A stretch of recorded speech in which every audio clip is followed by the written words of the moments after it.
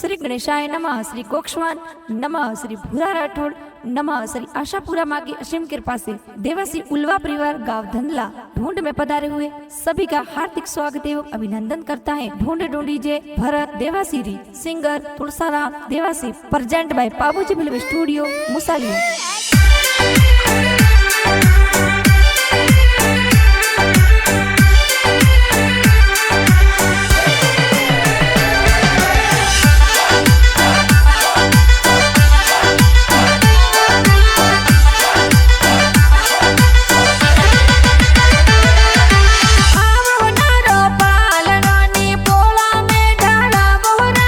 भरत जिगारो पालनियो ने पोलो में डलावो राज। भरत देवासी रा पापा जी हालरी हुलरावे हो राज। अरे दिनेश देवासी पापा जी ए पालनिए झूलावे हो राज। हालरी हुलरावे मम्मी जी फूड गणी रुकरावे हो राज। अरे रेखा देवी मम्मी जी ए दीकरा ने हुलरावे हो राज। हिलो भरत हिलो ते दूध बतासा पीलो। भरत रे हो नारा मादलिया भरत रे रूपारा रम जमिया। भरत हाले जियो आजे भरत दौड़े जियो आजे। भरत रे गले हो नारो डोरो के ओंगड़ खेले मोरो।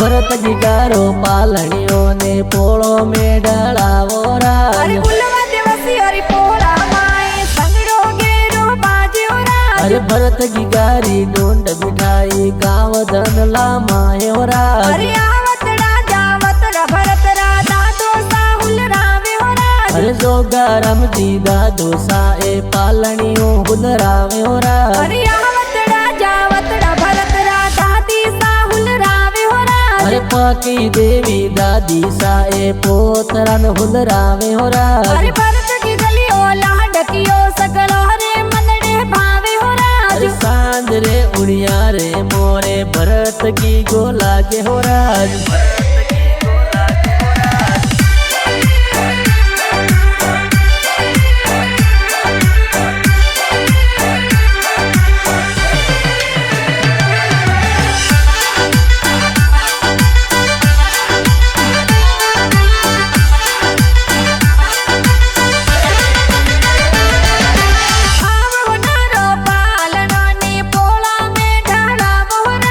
भरत जिगारो पालनियो ने पोलो में डलावो राज। अरे बड़ा पापा जी नारायण जी ए फूड गणी रुकरावे हो राज। अरे लीला देवी बड़ी मम्मी गुड़ पता सा बटावे हो राज। अरे रमेश जी देवासी हुसीला फूड गणी रुकरावे हो राज। अरे सुआ देवी हुसीला ए मिठायो जोर बाटे हो राज। अरे डिम्पल खुशियारी तू देवी बेना फूड करावे हो राज। अरे महावीर देवासी सोनू देवी जबला टोपी लावे हो राज। अरे वरुण देवासी पवित्र देवी लाड गणेरो लड़ावे हो राज। अरे योगिता देवी प्रदीप देवासी चैन पिरावे हो राज। देवासी चैन पिरावे हो राज।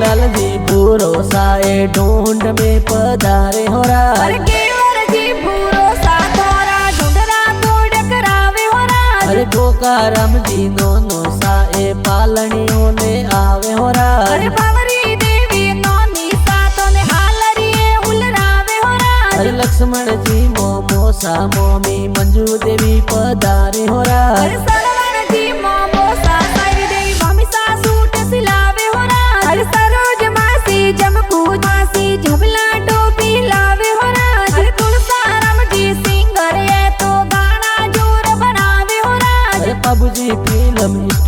तो मुसाले में गाना बाजे और आज